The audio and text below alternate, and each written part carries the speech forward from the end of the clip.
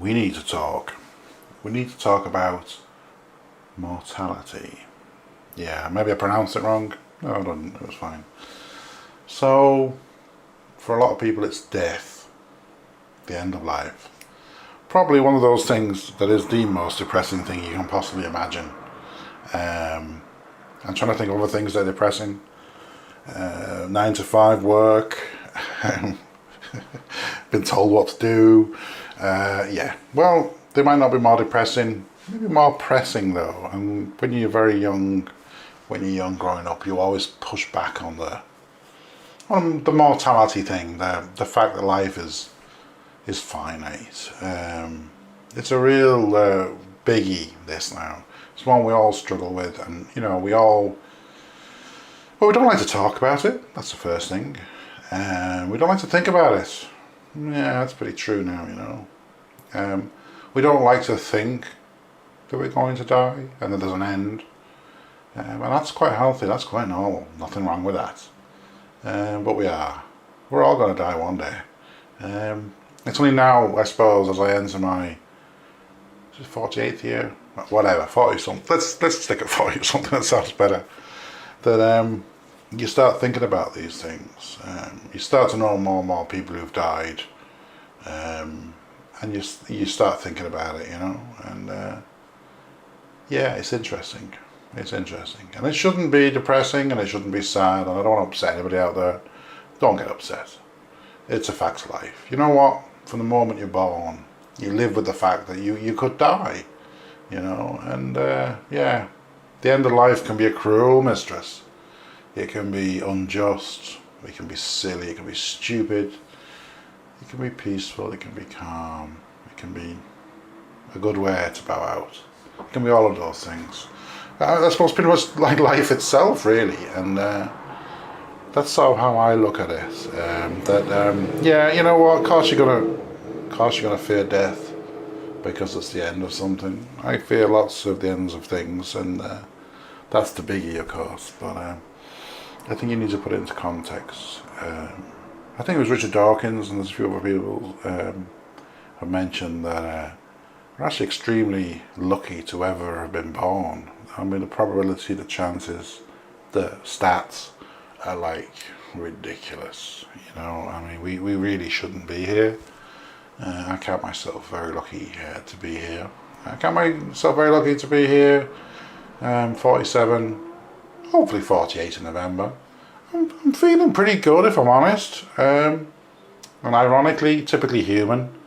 I'm worried about that. I'm worried that I feel pretty good. I'm worried, yeah, everything seems to be doing okay at the moment.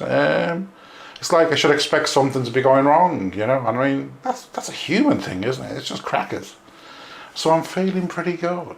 If I think about it, I'm probably feeling better now than I did in my 30s. I'm not quite sure why. I think in my early 30s to mid to late 30s, maybe I thought, I don't know, maybe I wasn't working. I don't think I was working too hard. But I just felt like I was getting older after my 20s when you can do anything. And I actually thought, I had loads of moments where I thought, oh, this is it now, whatever. Yeah, well, they're past. I'm still here. So it's quite strange, And obviously, statistically, I'm in a drop zone for men. But you know what? Lots of men don't die in a drop zone. And lots of men have a very long life. You don't have to be a world-class cyclist or Olympic athlete to have a long life. That's all nonsense. I mean, to be fair, 50% of it is your genes. I don't mean your Levi's. I mean your genetic inheritance from your parents. And I always remember having a medical, and I had a few actually. I'm very interested in medicals actually, but that's one for another episode. And they'd say, "Are your parents still alive?" And I'd say, "Yes," and they are. So already I'm ahead here. I'm doing good here now, And the only thing that can really mess it up is some really bad lifestyle habits and choices. That could really mess it up. I mean, drinking heavily, eating the wrong food, obesity, everything else. Yeah, it's not good, is it? But then again, some very large people And I always call them the outliers, and maybe that's unfortunate because maybe there's more of them than we realise. People who are overweight, they actually live a long life. I think the medical community is a little bit stuck in its ways when it talks about health and what you have to do for health. And don't eat fatty foods, don't eat cholesterol. Well, it's news for you folks. Eating fat doesn't make you fat, and eating cholesterol doesn't give you cholesterol. So if you ever hear that load of bullshit, well, that's exactly what it is, bullshit. We've evolved so that we can run after stuff we need to eat, you know, like woolly mammoths. Oh, where are they now? So the carb thing is the big thing. So you ingest a lot of carbs. Carbs are good, carbs are nice. But you know what? You don't burn them off. You've got to store them somewhere because you might need them one day. And that's why we get fat, you know.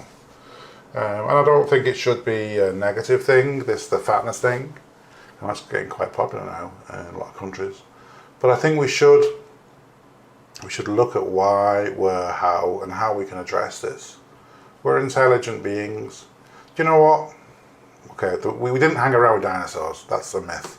But you know, there was some pretty scary creatures we had to deal with when we was a few 100,000 years ago, and we managed. We managed because of our intelligence. We survived because of our intelligence. And I think we can survive now, you know. And I think we can evolve. We can be better. But I suppose getting back to the premise, the topic of end of life and dying and stuff like that. Yeah, you know what? It's perfectly healthy. Let's ignore it. Keep pushing it back, pushing it back. I was thinking of a song then actually, but was it Push It Down? But I think that's something else now. But yeah, you need to have a healthy approach to it, I think.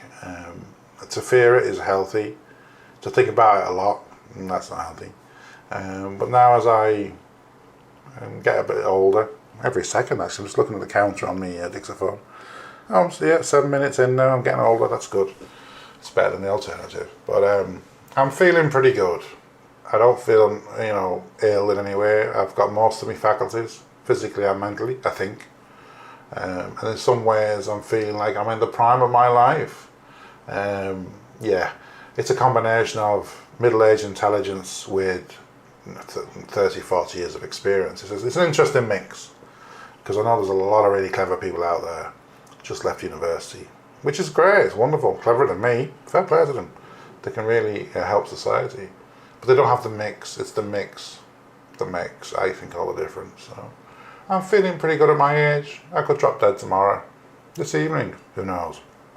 I could get in the car and something could happen.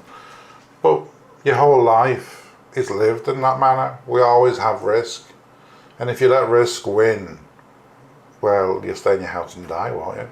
And that's just crazy. So yeah, so thinking about it in a pragmatic way is live life, enjoy life, contribute, be nice. Yeah, be nice to people, be nice to yourself, of course. Well, I think it's taken as read, I think most people are. Is that what the definition of selfish is? But yeah, be nice to people. Think about people other than yourself. Think about somebody. You know what? Yeah, speak to somebody. Maybe somebody who lives on their own, or maybe somebody who, well, they seem okay, but you don't really know how to do it, you know?